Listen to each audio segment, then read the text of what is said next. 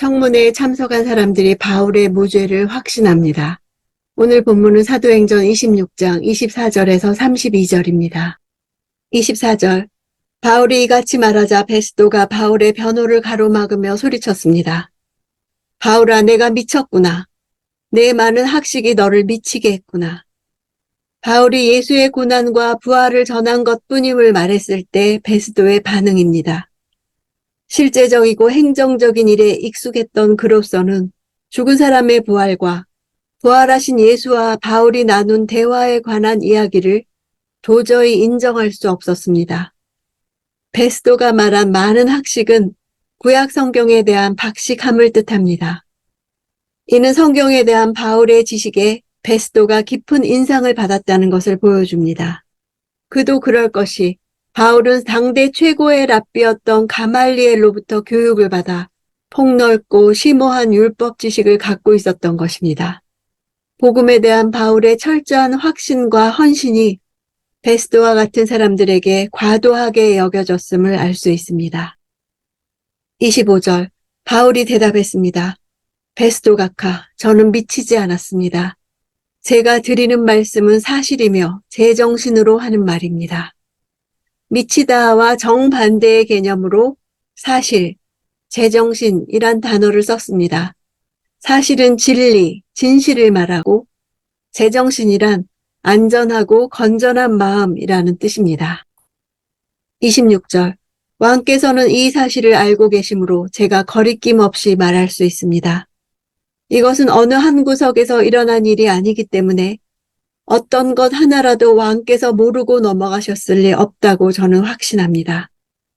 베스도를 향해 계속해서 말하면서 아그리빠 왕은 이 모든 변론에 대해 잘 알고 있다는 것을 말하고 있습니다. 아그리빠 왕은 대제사장을 임명하는 권한을 가졌을 뿐 아니라 성전의 보호자였으므로 당연히 구약 성경에 대해서 잘 알고 있었을 것입니다. 그래서 바울은 자신의 사상과 전하는 도가 구약 성경의 내용에 모순된 것이 아니므로 거리낌 없이 말했다는 것입니다. 예수의 삶이 공개적이었고 그분의 죽음에도 증인들이 있었고 예수의 부활 역시 증인들이 있었기에 몰래 비공개적으로 발생한 사건이 아니었습니다. 어느 누군가에 의해 날조된 허구에 기초한 것이 아니라 많은 사람들이 알고 있다는 것입니다. 27절, 아그리빠 왕이여, 예언자들을 믿으십니까? 왕께서 믿으시는 줄 제가 압니다. 바울은 베스도로 인해 험악해진 청문회의 분위기와 그로 말미암아 발생한 곤란한 상황을 아그리빠 왕에게로 주의를 돌리며 교묘하고도 재치 있는 화술로 비켜나갔습니다. 바울은 이미 앞서 행한 변론 과정에서 메시아에 관한 예언자들의 예언을 언급하면서 죽은 자들 가운데서 부활하심으로 그 예언을 성취하신 인물이 바로 예수라는 사실을 지적했었습니다. 그러므로 아그리빠가 바울의 질문에 대하여 그렇다 하고 대답하면 예수를 메시아로 인정하는 것이 되고 그렇지 않다 하고 대답하면 성전의 후견인이 예언자를 믿지 않는 상황이 됩니다. 28절, 그러자 아그리빠가 바울에게 말했습니다. 내가 이 짧은 시간에 나를 그리스도의 사람으로 만들 수 있다고 생각하느냐?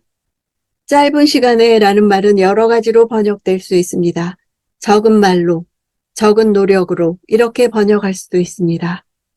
아그리빠는 바울의 말에 공감을 표했을 경우 바울을 미친 사람으로 취급한 베스도의 입장을 난처하게 만드는 셈이 될 것이며 반면 예언자를 믿느냐는 바울의 질문을 부정한다면 예언자를 존중하는 유대인들의 입장을 곤란하게 만드는 결과를 초래할 것이었습니다. 이런 정황으로 볼 때 바울의 말에 대한 아그리빠 왕의 표현은 전적 동조나 반대가 아닌 중립적 의미를 띠는 답변일 수밖에 없었을 것입니다. 29절, 바울이 대답했습니다. 짧은 시간이든 긴 시간이든 왕뿐 아니라 오늘 제 말을 듣고 있는 모든 분들이 이 쇠사슬을 제외하고는 저처럼 되기를 하나님께 기도합니다. 바울은 아그리빠의 말을 받아 짧은 시간이든 긴 시간이든 또는 말이 적든 많든 적은 노력이든 많은 노력이든 간에 라고 말한 것입니다. 당대 최고의 권세자들이 모인 자리에서 그곳에 있는 모든 청중의 구원을 바란다고 말하는 것입니다. 31절. 그들은 밖으로 나가면서 이 사람은 사형이나 징역을 받을 만한 일은 하지 않았다라고 서로 말했습니다. 이로써 바울의 결백이 5번째 확인되고 있습니다. 사내들인에서 바리새인들에 의해, 천부장 글라우디오에 의해, 베스도에 의해 2번. 특히 이번 결정은 소수 권력자가 아니라 청문회에 참가했던 사람들이 이구동성으로 했던 말이므로 바울의 무죄가 공개적으로 된 것입니다. 32절. 아그리빠는 베스도에게 이 사람이 황제께 상소하지만 않았더라도 석방될 수 있었을 것이요 라고 말했습니다. 아그리빠는 바울의 무죄를 확신하고 베스도에게 자신의 판단을 밝히고 있습니다. 즉 실정법상으로는 무죄이나 이미 바울이 가이사의 법정에 서도록 호소했으므로 그에 대한 판단을 보류해야 한다는 법률을 적용하여 베스도에게 조언했던 것입니다. 그들은 가이사에게 상고한 것을 바울의 실책처럼 이야기합니다. 그러나 바울이 만약 이때 석방되었다면 집요한 유대인들의 암살 음모에 의해 살해되었을 것입니다. 바울이 여기에서 석방되는 것은 하나님의 뜻이 아니었습니다. 로마로 가는 것이 하나님의 뜻이었습니다. 로마 최고재판부의 법률 검토에 의해 바울이 무죄로 입증되는 것은 사실 그리스도교의 합법성을 보장해 주는 것이므로 앞으로의 선교를 위해 필요한 과정이었습니다. 바울은 아그리빠 왕을 정확하게 만왕의 왕이신 예수님 앞에 데려다 놓았습니다.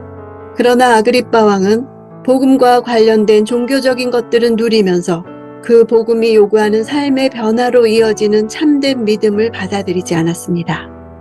바울은 결박당한 것 외에는 나처럼 되기 원한다고 했습니다. 결박을 통하여 쉽게 만날 수 없는 총독들과 왕에게 복음이 전해지고 있습니다. 이것은 하나님이 주신 바울의 사명이었습니다. 스스로 고난을 택하는 바울이 베스도의 눈에는 미친 것으로 보였습니다. 주께서 아나니아에게 바울은 내 이름을 이방인과 임금들과 이스라엘 자손들에게 전하기 위해 택한 나의 그릇이라 하시며 다음 절에서 그가 내 이름을 위하여 얼마나 고난을 받아야 할 것을 내가 그에게 보이리라 라고 하셨습니다. 우리는 인간적인 길이 막혔을 때 얼마나 자주 하나님의 행하심을 기대하지 못하고 낙심합니까?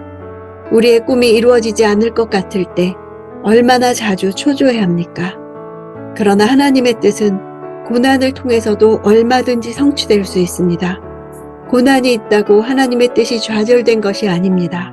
누군가에게는 하나님의 이름이 고난을 통해서 전해지기도 하는 것입니다.